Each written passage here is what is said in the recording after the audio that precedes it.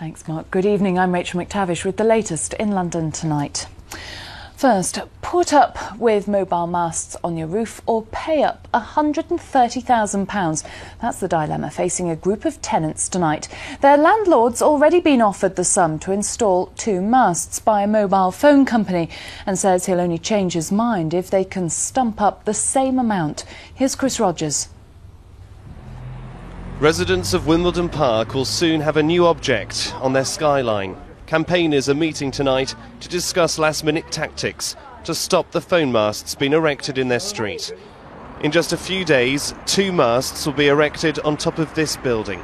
Residents are furious, claiming it will pose a health hazard from radiation and devalue their homes. This is the 3rd time they've tried to put up a mast in a residential area. We've now got a petition together of over 3,000 signatures. We're taking it to Parliament next week. Our voices should be heard.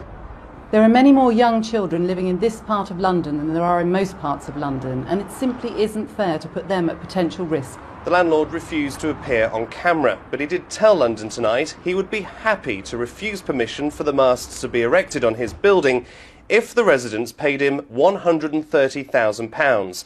He says that would go towards the loss of earnings for his company from Orange.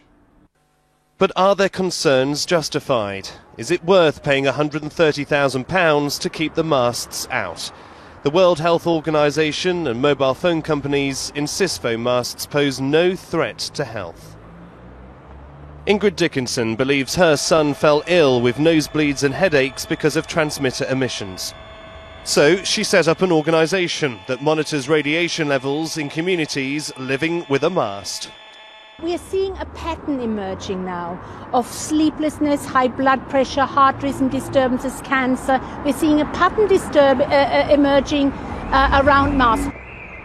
Because Wimbledon Park campaigners have chosen to believe the findings of Ingrid's organisation rather than the World Health Organization, they are now facing a huge bill if they're to keep a mast out of their patch. Next, the survivor of the London bombings who's suing her former employers for sacking her. Natasha Gittins took 2 months off for injuries and trauma. She was fired just months after her return, with claims her work wasn't up to standard, as Liz Wickham reports. Natasha came to lying on the pavement of Tavistock Square, staring into the park, afraid to turn and see what had happened to blow her off her feet and deafen her. It was, of course, the bus bombing of July the 7th, 2005. I thought at first maybe a car had exploded because there was a lot of glass around. She was treated for cuts, back injuries and hearing problems and put on tranquilizers to counter nightmares and flashbacks, but struggled back to work at James Harvard International, a recruitment company, after 10 weeks.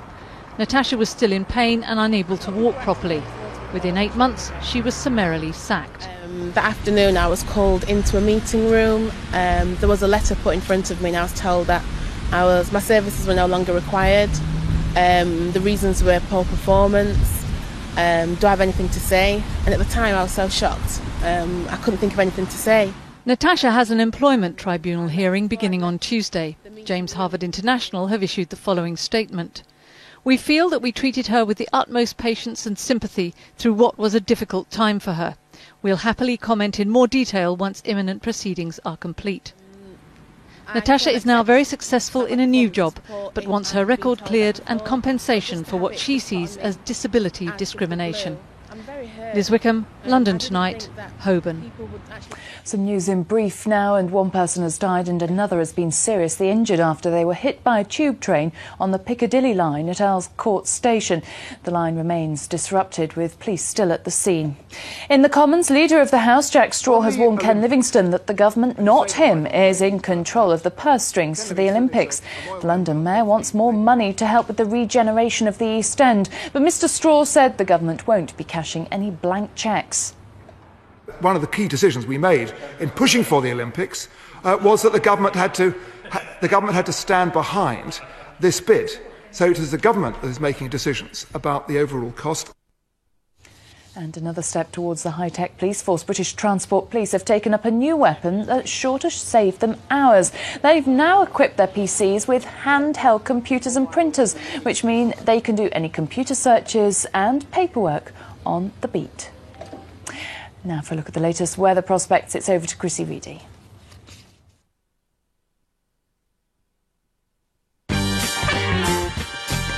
Tomorrow's looking good. London weekday weather, sponsored by Topps Tiles. Good evening. Most of the showers should die out over the next few hours, so mostly dry tonight. As you can see, temperatures dipping to around 6 or 7 Celsius. Now, a lot of uncertainty regarding it tomorrow. First thing tomorrow morning, very cloudy, especially to the west of London. There will be some fairly light and patchy rain. And for much of the afternoon, it is going to stay grey and cloudy. Once again, light and patchy rain. Fairly breezy tomorrow, but the breeze is coming from the south, so not too cold. Top temperatures of around 12 Celsius. London weekday weather, sponsored by Topps Tiles. That's all from us. We're back tomorrow with bulletins in GMTV. Now it's back to Mark Austin.